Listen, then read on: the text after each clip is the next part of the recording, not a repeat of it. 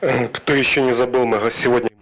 Alright, if you still remember, we are talking about Linux today, and we will speak now about network interfaces. Pavel and Denis will be our speakers. Okay, good day. My name is Pavel Kurochkin. My name is Denis Gabidullin. We work as STC Metrotek, and we will speak about Metrotek and networking controllers based on FPGA, and we will speak about how we use Linux for that. So this is the plan of our presentation. We first speak about the FPGA.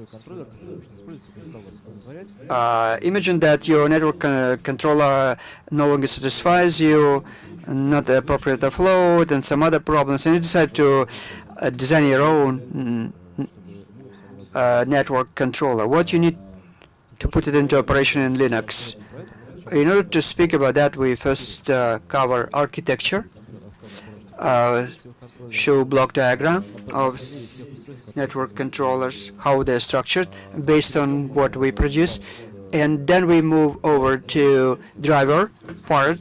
We need to speak about structure of the driver, which parts are there, which we take from Linux kernel to make it operational. Why we decided to do this topic? We have a 12-year experience of developing, designing networking devices, and they all use Ethernet.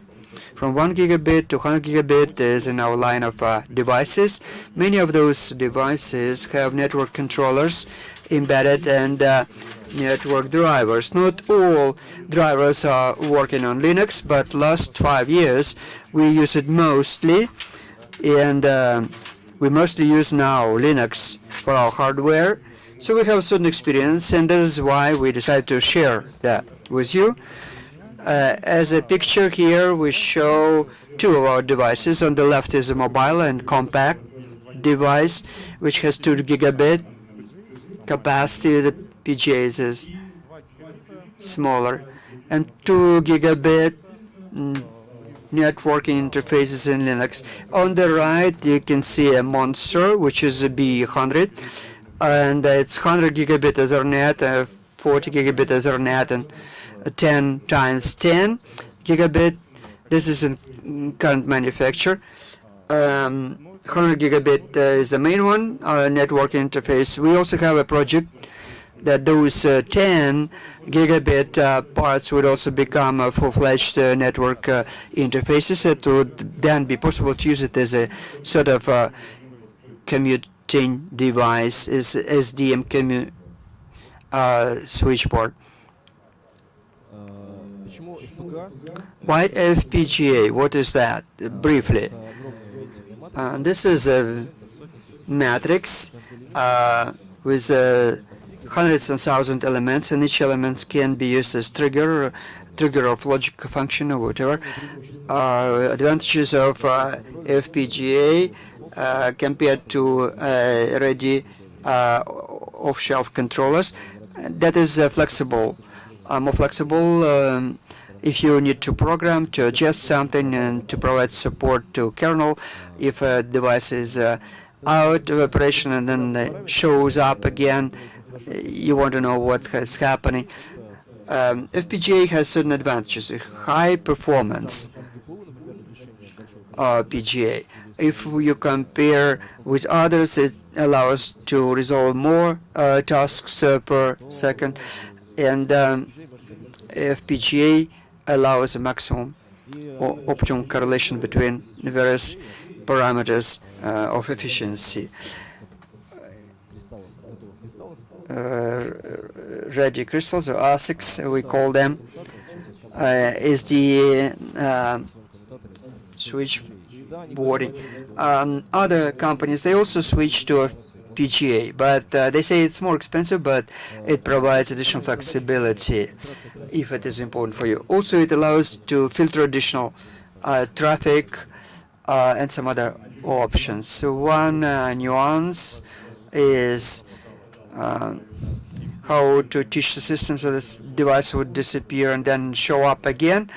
Tomorrow we will have another presentation, device 3 plus overlay, that will help you understand that aspect.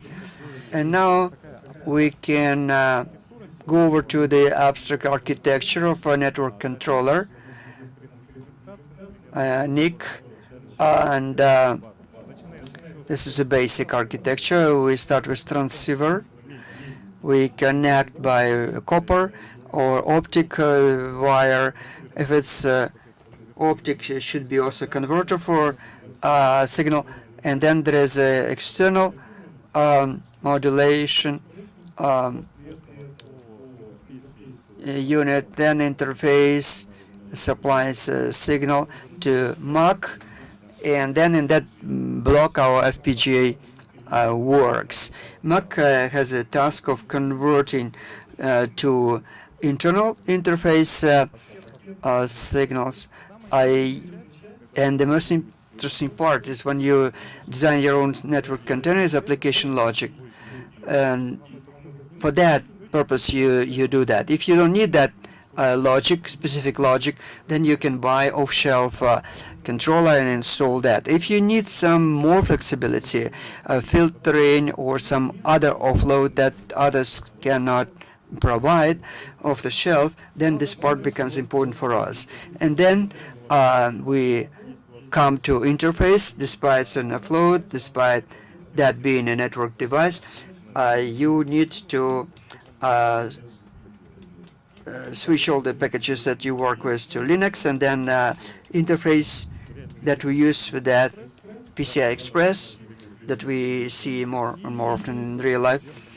And above that all, we have a network driver which does input-output interface and manages all the layers below that. I would add a little bit. Those blocks, as a rule, are inside the box, or on the board. An optic transceiver, SFP, SFP plus, CFP, and other similar devices, they are part of the card inserted in the box. And also interfaces are shown in red at the bottom. Those interfaces do not support line read. Using specification, you cannot just receive every second packet and send it to MAC. That would not work. That means 100-bit Ethernet you support. Here you can process as much as you like. You have time enough, and still will be Ethernet, 100-bit Ethernet. But it could be more capability embedded into that using the code. Now let us consider an example. We have 4 examples in total. Gigabit, Ethernet, 10 gigabit, and 100 gigabit. You'll see that there is a lot of similarities, but also differences. In gigabit Ethernet, I have an example based on system chip, which we described last time.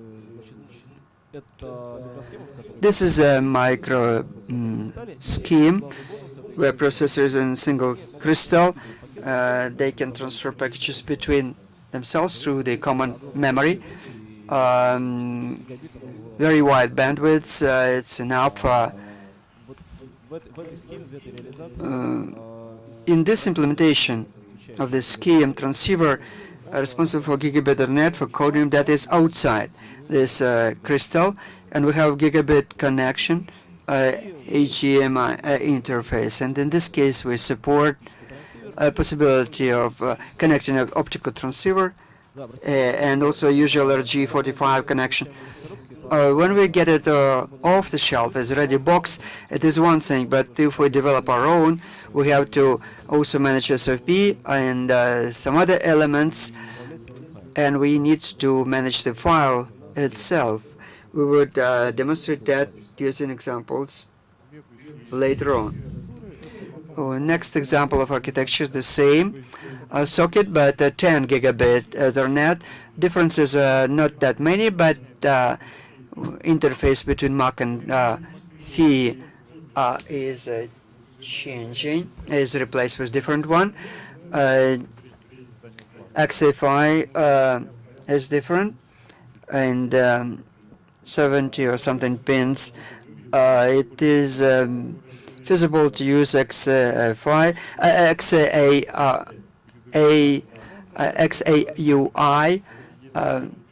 preferable. In this case, we don't have to do low-cost FPGA. Here we go to middle range, which should include some transceivers also.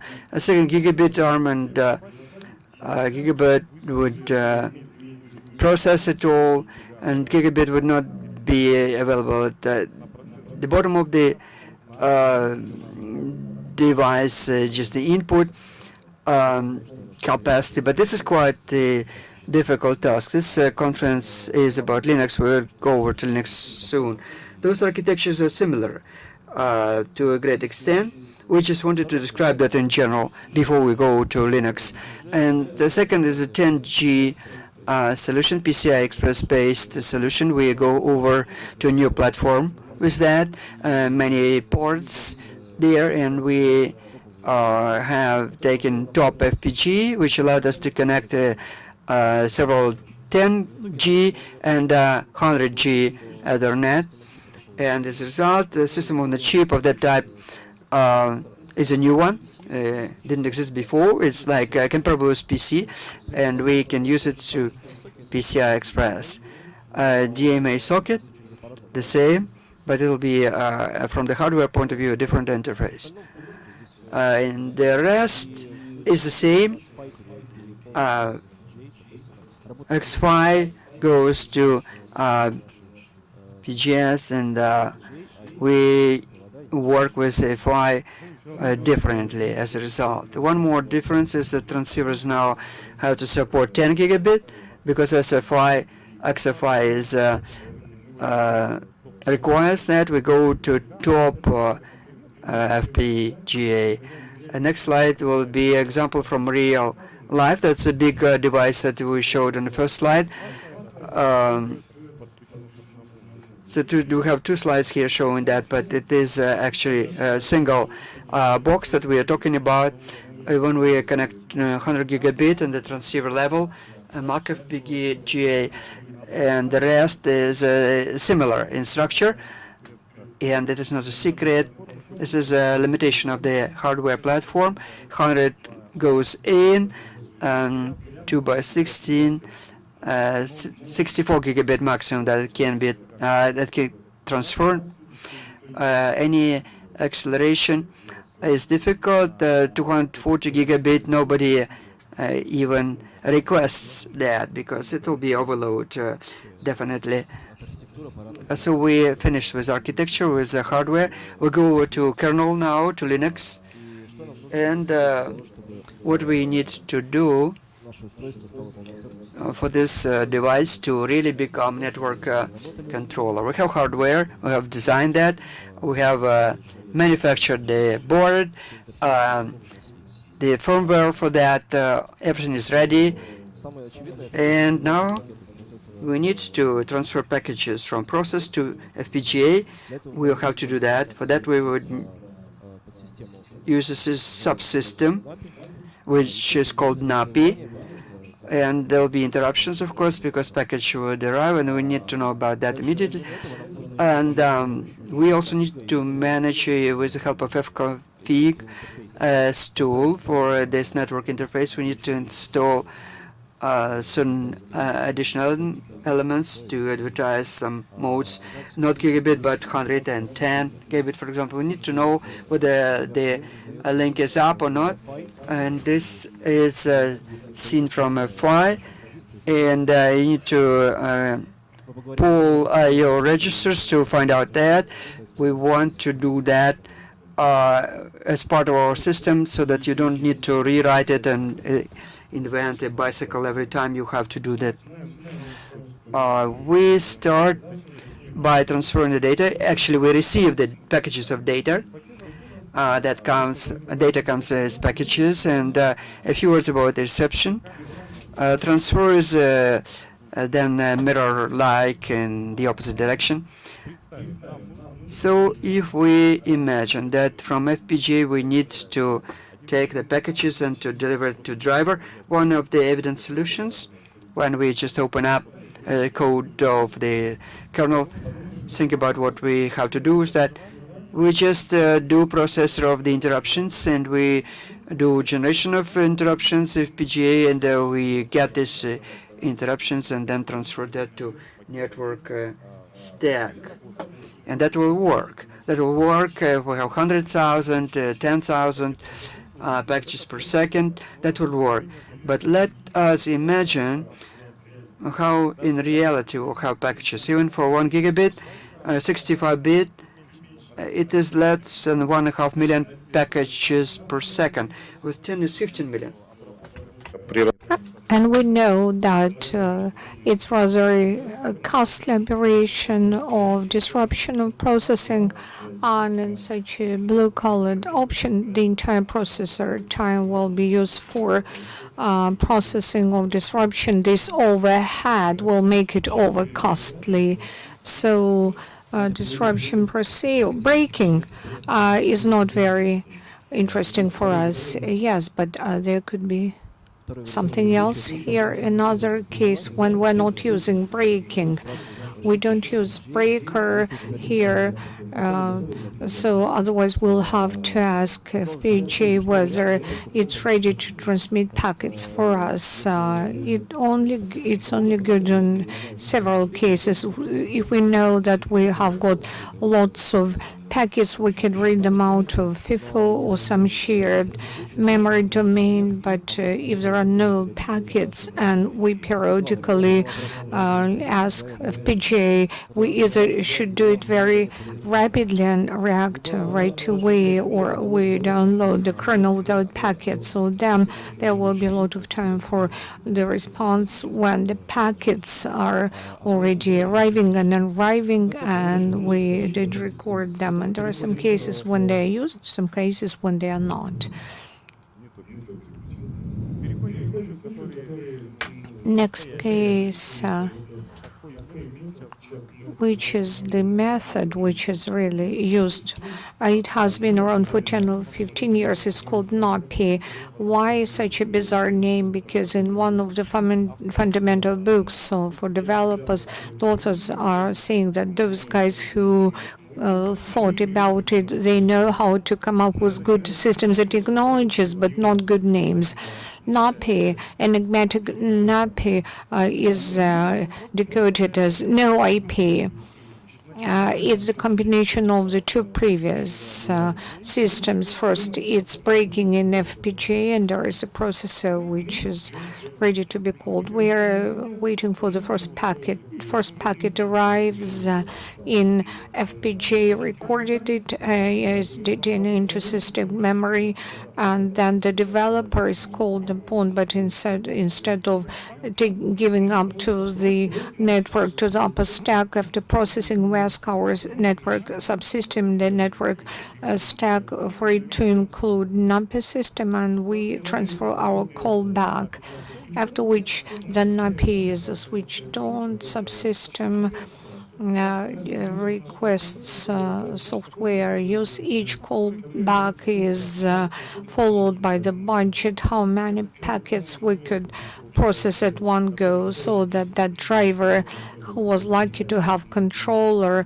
receiving very rapidly, each callback for them is limited. And every time when our callback knows that there are some other packets in the queue for FPGA, so the breakers are not back on. As soon as it sees that there are no more packets, it informs the network subsystem that it does need calling, and switches back to the breaking system. That is, the system gets back to its initial state. That way, the throughput capacity is increased drastically. We didn't show different codes here to illustrate this example. In the end of my presentation, there is a link whereby we use that NotP. You can use that information. Now, how to manage the file to get the network information about the link and what's in the kernel for PFI managing. In the architecture pictures before FI, there is some interface wires or MDUs for wire interface or internal interface in FPGA. Sometimes the files in FPGA are in just getting together, so it's MDU control interface, which doesn't have a 4-bit bus, but all the files are developed based on the recommendation, which is shown here. And there is just a handful of providers like Marvel, Bitcoin, Tester. Previously, we were writing down the support and follow-up on our own, but there is now in the kernel, there is set for several codebacks, read, write, reset, link handle. That will be enough. When Pavel says previously, it's when we didn't use the Linux FPC. If there is no NDOS support or in RTOs, you write down the pages of communications with Marvel on your own. Now life is much simpler for us to work with transceiver. Actually, there should be just monitoring done, and that will be that.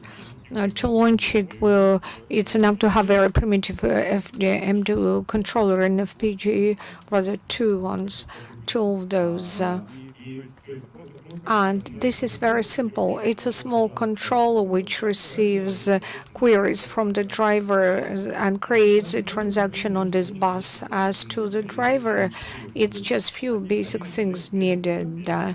If you need initiation callbacks for reading the entries for FPGA specific registers and callbacks when they find out that something changed in the connection, duplex, speed, or whatever. HA framework is very simple. It's very primitive FSM with a set of drivers. There is the abstract driver which supports only basic things, K82.3a. And so the communication goes in the following way. We indicate 3 callbacks. We are going that we are registering MDL bus, and then we ask framework, find us a specific one, or we say, like we're saying here, find us any transceiver which is present on this MDA bus, not on MDA, but on bus. We know that it's there, but actually we should find it. Sometimes when something goes wrong with the hardware, we cannot find it, even if it's sitting there.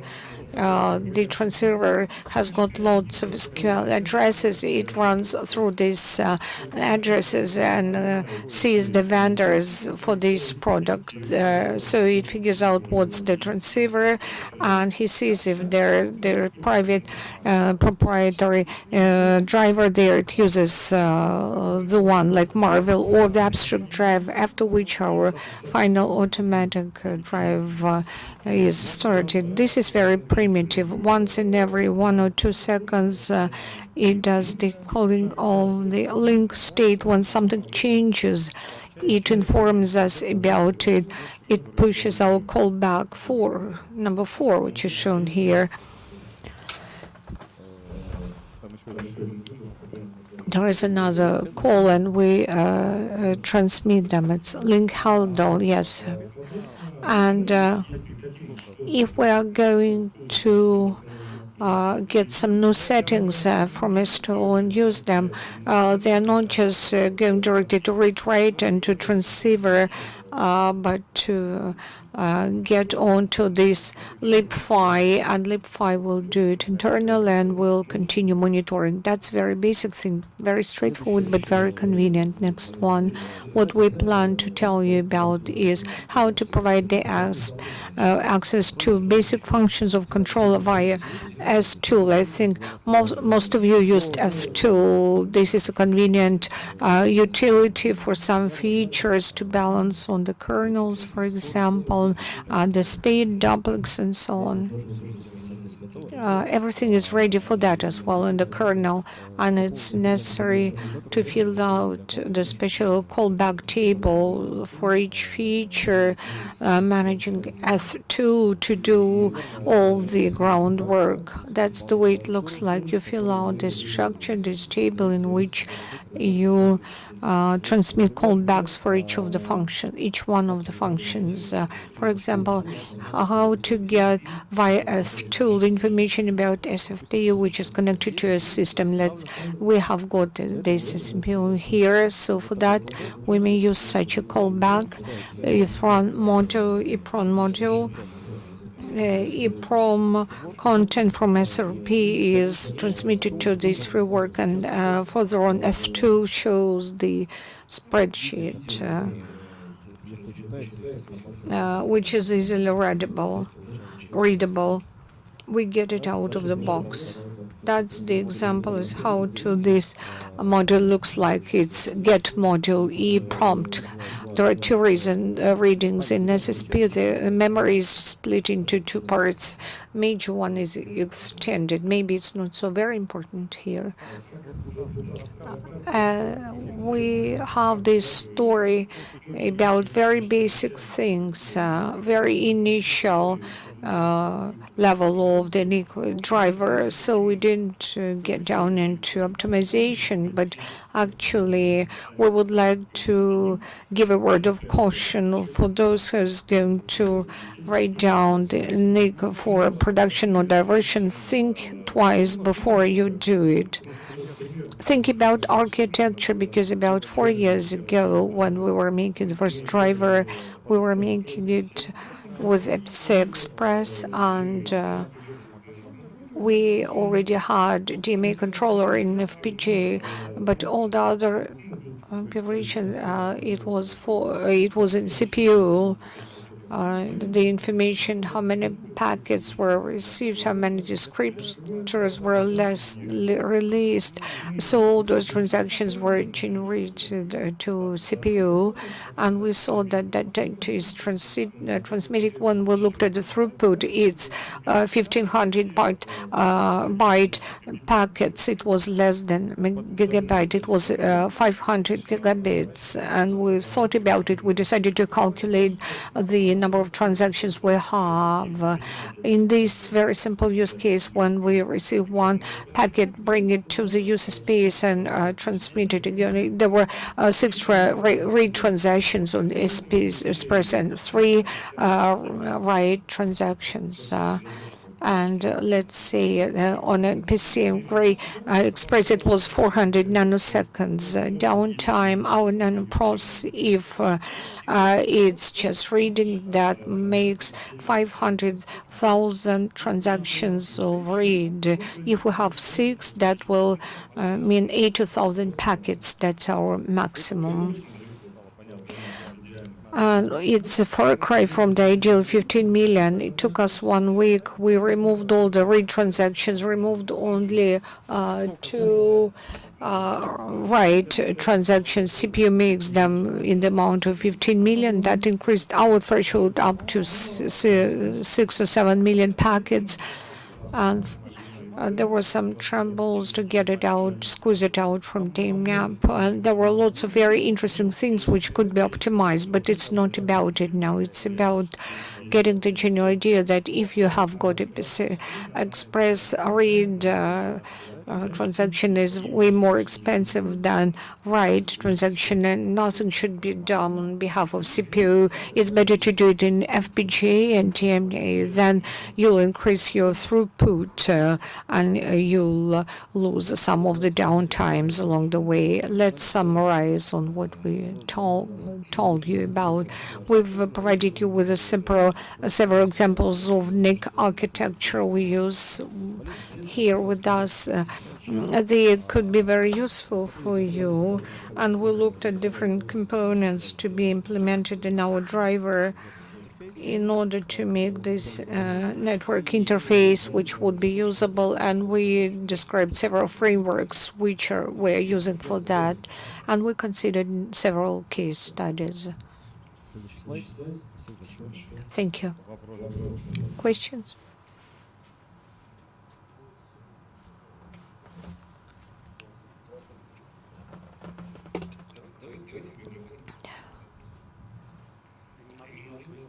Could you expand on what should be done for the packets to be transmitted to CPU cache right away, this DCA technology?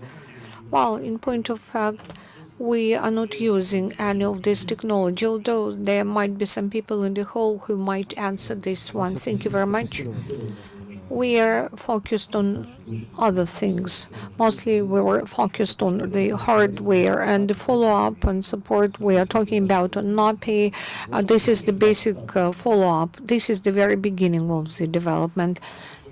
You are saying that 100 gigabit on foot duplex will not be transmitted to CPU. That means that the main work, the major work is done inside FPGA from within. We're talking about our device. It's goal. It's different. It's not 100 gigabit. Which class of algorithm are implemented in FPGA? What kind of router or whatever? One of the projects, one of the options is the balancer. When the traffic arrives, it's parsed and analyzed, and then there is the use of filter parsing the subject headings and so on. To what level? To level 4. I don't remember how many strings we have in the production. So right now it's only up to L4, and following these rules, it's switched to one or several dozens, and at the same time it's balancing. If the rate of one flow that was there higher than dozens, you may indicate N, and it will be equalized and balanced. So using this, the speed of oncoming packets is very fast and very rapid. Yes. Do you put memory next to it? Is it possible to have router? Yes, we do have memory next to it. We're very fond of the internal memory, although life prompts us that we should get onto the external memory. Internal is very convenient. As to the router, we're in the research. We're thinking about it. PGP should get on there, and we'll learn how to route in the best possible way. Thank you very much. Very interesting presentation. Tell us more about FPGA on a Linux conference. The topic was discussed. Intel bought Altera and Extriver in FPGA. It's a provocative question. Why not Intel when the speed is high? Why not Intel in future? That's my question. Well, I don't see any other alternative. I didn't quite understand your question. Well, I mean, now you're implementing this one. Why don't you get in touch with Intel? Because in future they'll have SOCL Terra. So I think it's setting on interconnect. It's slightly different from what you have in what you have it in Mac. Well, I did mention this Express PC here. It's Core 7 Intel, but that's PC Express. In case of that chip you're talking about, interconnect will be much more powerful. Those slides when there is a 10 gigabyte, for example, yes, this is one decision. They are small and mobile. As to the one for several dozens, it's Intel Core 7. It's double core and mobile. It's mobile, but it's not 100 as to as PC Express. Now, in the current hardware version, it will not there because the threshold is on 64 gigabit. But we are thinking about the second revision, the retrofitting of that hardware. I'm a bit concerned about Intel with FPGA in one package. And because the idea is that Intel strives to impose an open cell at the end of the day. It's a bit disconcerting for me because, and I didn't find the information whereby they say will provide you with that in FPGA, but they're planning to provide us with the interface. You write on OpenXL, then there will be kernels which will be different. That's rather for those volumetric computation options for those who would like to write for FPGA but don't know how to do that as yet. The overheads could be high yet, and if C is close to C, it's almost like a subset of the set for software engineers. It will be convenient for those who know how to write FPGA on system DeLong. It's not so important to get on top in Excel, so it would be great if Intel retains this opportunity for this end package directly. It will give us more leeway, more flexibility to squeeze it out from FPGA, and for long it's possible to do everything, but not on Open Excel. But maybe in future they'll improve their compilators, then we'll switch to Open Excel. One more question about Vice Stream, but maybe we'll discuss it on the sidelines of the conference. But there will be the presentation about it tomorrow. All right, thank you very much. In answering previous question, you also answered my question that I wanted to ask about FPGA, how this complex functionality is implemented and balancing. Globally, there are two options possible how to do that. The system Verilog can be software written for that, which should handle that. That is what we did. It's not a software actually, but a description of the scheme. And a second option is FPGA, several processors, general purpose, to install, and usual program run on them. Yes, soft processor, it exists, but the productivity of that is much lower. The task that we do, we have line read, direct, each package, undependent conditions has to be processed. Soft processor is not an option for that. When you calculate the price of the solution, you would probably not agree to pay that high price. This is just for very specific applications when it makes sense temporarily, but as not as a main part of the system. Thank you.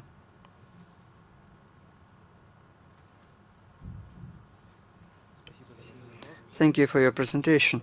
A few questions I have about software. As far as I managed to understand that you did PCI card with several ports that allows to work very fast in your system. Yes, for our system it looks like that. But then do you consider a DPDK for yourself? Data Plan Development Kit? Yes, we know what it is. I worked with that and was impressed quite much. The question is whether your system, PCI networking card, can do offload, download of their hash, defining queues as done for networking card. Okay, the question we understood. GPDK we answered too, but we did it for research purposes only, not as a main production, and that is why this is currently suspended. It's not implemented in our production board. The delivery packages to Linux, we didn't have a task to use maximum capacity to deliver. We use commutation between ports, and those packages are not going outside PGA. They remain there inside. So we speak about device that we developed for 100G. Network driver main purpose is to filter, using certain conditions to filter packages and look at those filtered, and then adjust filters. Your presentation use the word filtration or analysis. Speak of deep package inspection. FPGA, it's difficult to do, and here a processor of general purpose would be appropriate if you upload it efficiently. Well, this is, we can do adjustment filter. It's not deep, it's only to level 4 filtering of packages. But we have other devices where 10 is done. It's different process, but you correctly in saying that